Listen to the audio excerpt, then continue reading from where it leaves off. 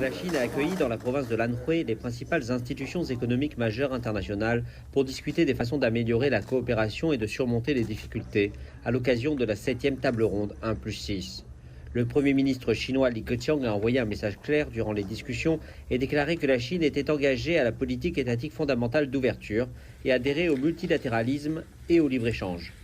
Durant la rencontre avec David Malpass, président du groupe de la Banque mondiale, le Premier ministre chinois a déclaré que le pays était engagé à forger un environnement commercial orienté vers le marché et fondé sur le droit, conformément aux standards internationaux, en traitant toutes les entreprises de façon juste et équitable, quelle que soit leur forme de propriété. Malpass a déclaré que la Banque mondiale saluait les efforts continus de la Chine afin d'accroître l'ouverture et attacher une grande importance au développement de son partenariat avec la Chine.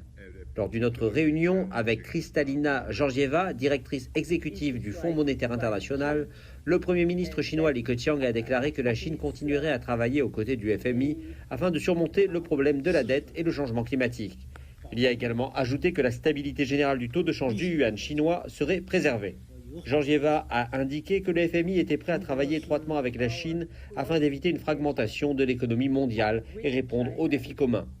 Le Premier ministre chinois a aussi rencontré les chefs de l'Organisation mondiale du commerce et de l'Organisation de coopération et de développement économique. Affrontant des défis tels qu'une inflation élevée et des tensions géopolitiques étendues, les économies et les organisations mondiales ont besoin d'une façon de communiquer efficacement afin de renforcer la coopération et de travailler en direction d'un développement commun. Le rassemblement de cette année vise cet objectif alors que la Chine et les institutions internationales discutent des façons de stimuler une reprise mondiale et aussi de comment la Chine continuera à accomplir sa part par le biais de l'approfondissement de la réforme et de l'ouverture.